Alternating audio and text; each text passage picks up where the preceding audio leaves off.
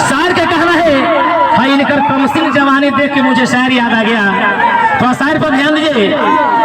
है तेरी जवानी है तेरे क्या रूप है, कहना है भैया थोड़ा सा आप लोग एंजॉय लीजिए, शायर और शायरी का एंजॉय लीजिए। कहना है कि तेरी दुकान है, कहना है कि हाँ तेरी दुकान मिठाई का दिखाने से क्या होगा। मैडम तेरी दुकान ये मिठाई का दिखाने से क्या होगा, और जिसका भरा है दिल दिल दिल तो ललचाने से क्या होगा। अरे डूबे हुए सूरज को देखा है आपने तो ये 4 दिन के जवानी पितराने से क्या होगा।